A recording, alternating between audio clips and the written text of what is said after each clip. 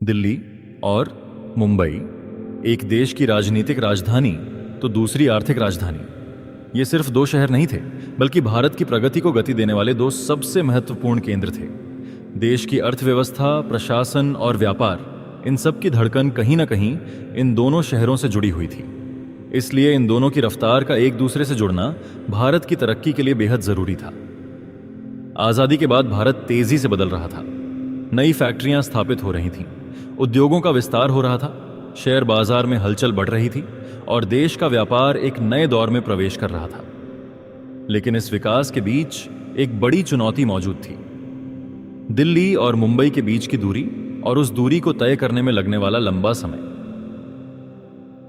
आज हम हवाई जहाज से कुछ घंटों में या मॉडर्न राजधानी एक्सप्रेस के जरिए यह सफर 15 से 16 घंटे में पूरा कर लेते हैं।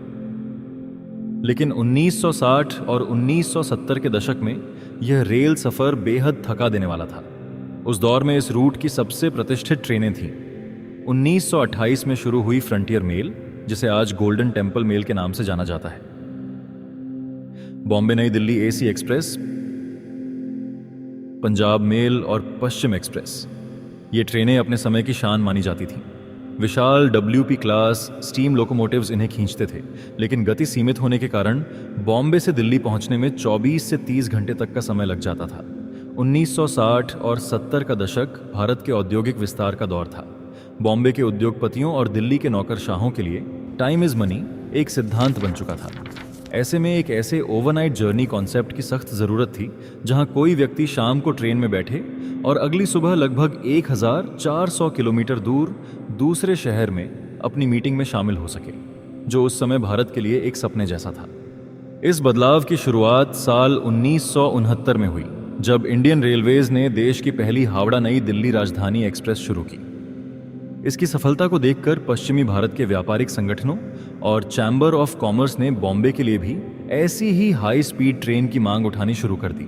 तत्कालीन रेल मंत्री केंगल हनुमंथैया और रेलवे बोर्ड के चेयरमैन MN बेरी के नेतृत्व में इस महत्वाकांक्षी परियोजना को आधिकारिक मंजूरी मिली, लेकिन कागजों पर योजना बनाना और उसे पटरियों पर उतारना दोनों बिल्कुल अलग बातें थीं। सबसे बड़ी चुनौती थी वेस्टर्न रेलवे रूट, यानी बॉम्बे से दिल्ली तक का मार्ग, जो सूरत, वडोदरा, रतलाम, कोटा और मथुरा होते हुए गुजरता था।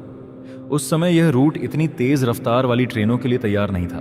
100 किलोमीटर प्रति घंटा से अधिक की गति पर संचालन करना जोखिम भरा माना जाता था। और यहीं से इस कहानी में प्रवेश होता है भारतीय रेलवे के सबसे महत्वपूर्ण शोध संस्थान research designs and standards organisation, यानी RDSO का। RDSO के इंजीनियरों ने इस रूट पर बड़े तकनीकी बदलाव किए। ट्रैक ज्यामिति को सुधारा गया और बैलास्ट को ज्यादा मजबूत बनाया गया, ताकि तेज रफ्तार में भी पटरियां स्थिर रहें। साथ ही सिग्नलिंग सिस्टम को भी आधुनिक किया गया, जिससे लोको पायलट को दूर से ही सिग्नल्स स्पष्ट दिख सकें। इन सुधारों के बाद रूट की अधिकतम रफ्तार बढ़ाकर 120 किलोमीटर प्रति घंटा कर दी गई। लेकिन सिर्फ ट्रैक को तेज बना देना ही काफी नहीं था। सवाल था, इस नई हाई स्पीड ट्रेन को खींचेगा कौन? चूंकि उस समय पूरा रूट इलेक्ट्रीफाइड नहीं था, इसलिए इसकी जिम्मेदारी अमेरिकन एल्को डिजाइन पर आधारित शक्तिशाली WDM2 डीजल लोकोमोटिव्स को सौंपी गई। रतलाम शेड के इन 2600 हॉर्स पावर की क्षमता वाले इन इंजनों को विशेष रूप से रीगियर और मॉडिफाई किया गया, ताकि वे 120 किलोमीटर प्रति घंटा की गति पर स्थिर और सुरक्षित संचालन कर सकें। दूसरी ओर इस प्रतिष्ठित ट्रेन के कोचेस भी सामान्य नहीं थे। इन्हें इंटीग्रल कोच फैक्ट्री यानी ICF पेरम्बूर में विशेष रूप से डिजाइन किया गया। लाल और क्रीम रंग की यह पूरी तरह फुली एयर कंडीशन ट्रेन उस समय भारतीय रेल के लिए लग्जरी और आधुनिकता का प्रतीक थी। शुरुआत में यह ट्रेन केवल 10 कोचेस के साथ चलाई गई थी। इसमें 4 AC चेयर कार्स थे, जिनमें आरामदायक पुशबैक सीट्स दी गई थीं। साथ ही 2 AC स्लीपर कोच लगाए गए थे, जो आज के AC 2 टियर जैसे थे, लेकिन कूपे स्टाइल लेआउट में। इसके अलावा एक AC फर्स्ट क्लास कोच, एक पैंट्री कार और ट्रेन के दोनों सिरों पर 2 जनरेटर कार्स लगाए गए थे, जो पूरी ट्रेन की एयर कंडीशनिंग और बिजली की आपूर्ति संभालते थे। यह ट्रेन वेस्टर्न रेलवे के ऐतिहासिक फ्रंटियर मेल रूट पर लगभग 1386 किलोमीटर की दूरी तय करने वाली थी। जहां फ्रंटियर मेल को यह सफर पूरा करने में 24 घंटे से ज्यादा लगते थे, वहीं इस नई राजधानी का लक्ष्य इसे मात्र 19 घंटे में समेटना था। हालांकि देश की इस दूसरी राजधानी एक्सप्रेस की अधिकतम रफ्तार 120 किलोमीटर प्रति घंटा रखी गई, जो 130 किलोमीटर प्रति घंटा पर चलने वाली पहली हावड़ा राजधानी से थोड़ी कम थी। और फिर आया वह दिन जिसने भारतीय रेलवे के इतिहास में एक नया अध्याय जोड़ दिया। तारीख थी 17 मई 1972। बॉम्बे सेंट्रल स्टेशन का माहौल किसी उत्सव से कम नहीं था। प्लेटफॉर्म यात्रियों, रेलवे अधिकारियों और उत्साहित दर्शकों से भरा हुआ था। लाल और क्रीम रंग की चमचमाती नई fully air conditioned Bombay new Delhi राजधानी एक्सप्रेस शान से प्लेटफॉर्म पर खड़ी थी। तत्कालीन रेल मंत्री केंगल हनुमंथैया ने हरी झंडी दिखाई और उसी क्षण शक्तिशाली WDM2 डीजल लोकोमोटिव ने अपना हॉर्न बजाया। जैसे ही ट्रेन ने धीरे धीरे रफ्तार पकड़नी शुरू की, भारतीय रेलवे का एक नया युग भी आगे बढ़ने लगा। पहली बार इस ट्रेन ने 24 घंटे से अधिक के सफर को मात्र 19 घंटे 5 मिनट में पूरा कर दिखाया। यह 5 से 6 घंटे की समय बचत उस दौर में किसी तकनीकी चमत्कार से कम नहीं थी। शुरुआत में यह ट्रेन सप्ताह में 2 दिन चलती थी और उस समय इसका किराया भी अपने आप में प्रीमियम माना जाता था। स्लीपर एकोमोडेशन के लिए 343 रुपये, जबकि चेयर कार के लिए 114 रुपये निर्धारित किए गए थे। यह सिर्फ एक नई ट्रेन नहीं, बल्कि रफ्तार पकड़ते नए भारत का प्रतीक थी। उस दौर में राजधानी एक्सप्रेस का नाम ही गर्व और प्रतिष्ठा की पहचान था, और यह गर्व तब और बढ़ गया जब यात्रियों ने पहली बार इस ट्रेन में तेज रफ्तार यात्रा के साथ विश्व स्तरीय आतिथ्य का अनुभव किया। स्वादिष्ट रात्रि भोज से लेकर सुबह परोसे जाने वाले शानदार नाश्ते तक, हर चीज को ट्रेन के ऑनबोर्ड स्टीवर्ड्स मुस्कुराते हुए यात्रियों तक पहुंचाते थे। उस दौर में मुंबई राजधानी से सफर करना केवल यात्रा नहीं, बल्कि एक अनुभव था। लाखों लोगों के लिए यह उनकी ट्रैवल बकेट लिस्ट का हिस्सा बन चुका था। शुरुआत में train number 151 down Bombay central से नई दिल्ली राजधानी एक्सप्रेस शाम 4:20 पर बॉम्बे सेंट्रल से रवाना होती थी।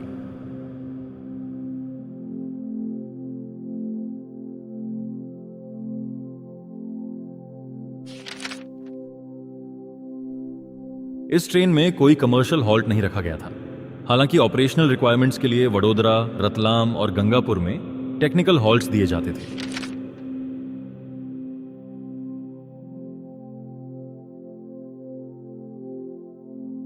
इसके बाद ट्रेन अगले दिन सुबह लगभग 11:25 पर नई दिल्ली पहुंचती थी। वापसी में ट्रेन नंबर 152 अप नई दिल्ली से शाम 4:20 पर चलकर अगले दिन सुबह 11:50 पर बॉम्बे पहुंचती थी। 1977 में मथुरा वडोदरा सेक्शन के पूर्ण डबलिंग के बाद ट्रेन का रनिंग टाइम घटकर 17 घंटे से कम हो गया और वडोदरा और रतलाम जैसे कमर्शियल स्टॉपेजेस जोड़े गए। 1980 के दशक में जब भारतीय रेलवे में नए high speed electric locomotives WAP1 आए, जो स्पेशली राजधानी और शताब्दी जैसी ट्रेनों के लिए थे, लेकिन उस समय बॉम्बे राजधानी लंबे समय तक डीजल ट्रैक्शन पर ही चलती रही, क्योंकि नई दिल्ली वडोदरा सेक्शन पर इलेक्ट्रिफिकेशन का काम पूरी तरह पूरा नहीं हुआ था। यात्रियों की जबरदस्त प्रतिक्रिया और लगातार बढ़ती मांग को देखते हुए 2 अक्टूबर 1981 से इस ट्रेन की लंबाई बढ़ाकर 18 कोचेस कर दी गई। रेक के भारी होने के कारण अब एक लोकोमोटिव पर्याप्त नहीं था। इसी वजह से ट्रेन में 2 WDM2 लोकोमोटिव्स लगाए जाने लगे। यहीं से इस ट्रेन को एक नया नाम मिला, डबल हेडेड राजधानी। बढ़ती लोकप्रियता के कारण 19 नवंबर 1982 से राजधानी एक्सप्रेस सप्ताह में 4 दिन चलने लगी और केवल कुछ महीनों बाद 1 अप्रैल 1983 से इसकी फ्रीक्वेंसी बढ़ाकर 5 दिन प्रति सप्ताह कर दी गई। फिर आया 1987 से 88, जब लगभग पूरा दिल्ली मुंबई रूट इलेक्ट्रीफाइड हो चुका था, जिससे end to end electric traction का रास्ता साफ होता दिखाई दे रहा था। लेकिन एक बड़ी समस्या थी, उस समय बॉम्बे टेरिटरी अभी भी 1500 वोल्ट DC इलेक्ट्रिफिकेशन सिस्टम पर काम कर रही थी। हालांकि WCAM1 लोकोमोटिव्स 1971 से उपलब्ध थे, लेकिन उनकी अधिकतम गति लगभग 105 किलोमीटर प्रति घंटा थी। इसलिए वे राजधानी एक्सप्रेस जैसी हाई स्पीड प्रीमियम ट्रेन के लिए उपयुक्त नहीं माने गए। यही वजह थी कि ट्रेन को नई दिल्ली से रतलाम तक गाजियाबाद शेड का WAP1 इलेक्ट्रिक इंजन खींचता था, जिससे इस सेक्शन में इसकी रफ्तार 130 किलोमीटर प्रति घंटा पहुंच गई। फिर रतलाम में ट्रेन को रतलाम शेड के ट्विन WDM2 डीजल इंजनों को सौंप दिया जाता था, जो इसे बॉम्बे सेंट्रल तक ले जाते थे। इस सेक्शन में विशेषकर विरार से गोधरा के बीच अधिकतम अनुमत गति लगभग 120 किलोमीटर प्रति घंटा थी। इन सुधारों का असर साफ दिखाई देने लगा। जहां कभी यह सफर 19 घंटे से अधिक लेता था, वहीं अब मुंबई राजधानी का कुल समय घटकर लगभग 16 घंटे 45 मिनट रह गया था। राजधानी एक्सप्रेस की लोकप्रियता इतनी तेजी से बढ़ रही थी कि 1 नवंबर 1989 से इसकी फ्रीक्वेंसी बढ़ाकर सप्ताह में 6 दिन कर दी गई और ट्रेन को नया नंबर मिला, 2951 डाउन एंड 2952 अप राजधानी एक्सप्रेस। लेकिन भारत में तेजी से बढ़ते औद्योगिकीकरण और शहरीकरण के कारण मांग लगातार बढ़ती जा रही थी। मुंबई राजधानी में रिजर्वेशन पाना कठिन होता जा रहा था। इसी समस्या को देखते हुए 3 जुलाई 1991 को एक नई प्रीमियम सेवा शुरू की गई। Train number 2953 and 2954 Bombay central new Delhi AC express. इस ट्रेन को बॉम्बे सेंट्रल से वेस्टर्न रेलवे के एक वरिष्ठ कर्मचारी द्वारा हरी झंडी दिखाकर रवाना किया गया था। शुरुआत में यह ट्राई वीकली सर्विस थी और इसमें कुल 12 कोचेस लगाए गए थे। इसके प्रमुख कमर्शियल हॉल्ट्स थे सूरत, वडोदरा और कोटा। इसके बाद 15 मई 1992 एक और महत्वपूर्ण तारीख साबित हुई, जब पहली बार राजधानी एक्सप्रेस में 3 टियर एसी कोच शामिल किए गए। इससे ज्यादा यात्रियों को प्रीमियम कैटेगरी में सफर करने का मौका मिलने लगा। साल 1992 में भारत छोड़ो आंदोलन यानी अगस्त क्रांति की 50वीं वर्षगांठ मनाई जा रही थी। इसी ऐतिहासिक अवसर को सम्मान देने के लिए रेल मंत्रालय ने इस ट्रेन को नया नाम दिया, अगस्त क्रांति राजधानी एक्सप्रेस। और इस तरह Bombay central new Delhi AC express भारतीय रेलवे की तीसरी राजधानी एक्सप्रेस बन गई। उस समय इस ट्रेन के रेक कंपोजिशन में शामिल थे एक first AC coach, 3 2 tier AC coach, 2 3 tier AC coach, 8 AC chair car coach और 2 जनरेटर कार्स। 1995 से 96 के आसपास जब WCAM2P लोकोमोटिव्स आए, तब पहली बार इस रूट पर डुअल ट्रैक्शन टेक्नोलॉजी का प्रभाव दिखाई देने लगा। अब न्यू दिल्ली से वडोदरा तक WAP1 लोकोमोटिव ट्रेन को AC ट्रैक्शन पर खींचता था, जबकि वडोदरा से बॉम्बे सेंट्रल तक WCAM2P जो AC और DC दोनों ट्रैक्शन सिस्टम्स पर काम कर सकता था, ट्रेन को आगे लेकर जाता था। यह लोकोमोटिव AC ट्रैक्शन में लगभग 120 किलोमीटर प्रति घंटा तक चलने में सक्षम था और फिर लगभग 8 साल बाद 2 अक्टूबर 2000 से मुंबई राजधानी को दिल्ली सर्विस में बदल दिया गया। अब यह ट्रेन हर दिन दिल्ली और मुंबई के बीच दौड़ने लगी। लंबे समय तक मुंबई राजधानी अपनी पहचान लाल और क्रीम रंग की ICF कोचेस के साथ चलती रही, लेकिन 2003 के बाद पुराने ICF कोचेस हटाकर जर्मन तकनीक पर आधारित LHB कोचेस लगाए गए, जो ज्यादा सुरक्षित, तेज और आरामदायक थे। फिर आया फरवरी 2012, जब वेस्टर्न रेलवे का मुंबई रूट पूरी तरह AC ट्रैक्शन में बदल गया। इसके साथ ही वडोदरा पर लोकोमोटिव चेंज की दशकों पुरानी परंपरा समाप्त हो गई। अब एक शक्तिशाली WAP7 इलेक्ट्रिक लोकोमोटिव सीधे न्यू दिल्ली से मुंबई सेंट्रल तक बिना बदले ट्रेन को खींचने लगा। लेकिन बदलाव यहीं नहीं रुका। 19 जुलाई 2021 को इंडियन रेलवेज ने मुंबई राजधानी में नए तेजस रेक शामिल किए। स्मार्ट कोच, आधुनिक इंटीरियर्स, बेहतर पैसेंजर इंफॉर्मेशन सिस्टम्स और अपग्रेडेड अमेनिटीज के साथ इस ट्रेन ने खुद को एक बार फिर नए दौर के अनुसार ढाल लिया। आज मुंबई राजधानी एक्सप्रेस केवल दिल्ली और मुंबई को जोड़ने वाली ट्रेन नहीं है। यह भारतीय रेलवे के तकनीकी विकास, बढ़ती रफ्तार और प्रीमियम ट्रैवल कल्चर का जीवित इतिहास बन चुकी है। एक ऐसी ट्रेन जिसने सिर्फ दूरी नहीं घटाई, बल्कि समय की कीमत को नई परिभाषा दी। तो दोस्तों, यह थी मुंबई राजधानी एक्सप्रेस की कहानी। एक ऐसी ट्रेन जिसने सिर्फ दिल्ली और मुंबई के बीच की दूरी कम नहीं की, बल्कि भारतीय रेलवे में तेज रफ्तार, प्रीमियम यात्रा और आधुनिक तकनीक के एक नए युग की शुरुआत की। 1972 में शुरू हुआ इसका सफर आज भी लगातार बदलती तकनीक के साथ आगे बढ़ रहा है। डीजल लोकोमोटिव्स से लेकर WAP7 और तेजस रेक तक मुंबई राजधानी ने हर दौर में खुद को समय के साथ बदला है। अगर इस वीडियो में किसी जानकारी में कोई त्रुटि रह गई हो या अनजाने में कुछ छूट गया हो, तो हमें क्षमा करें और कमेंट में जरूर बताएं।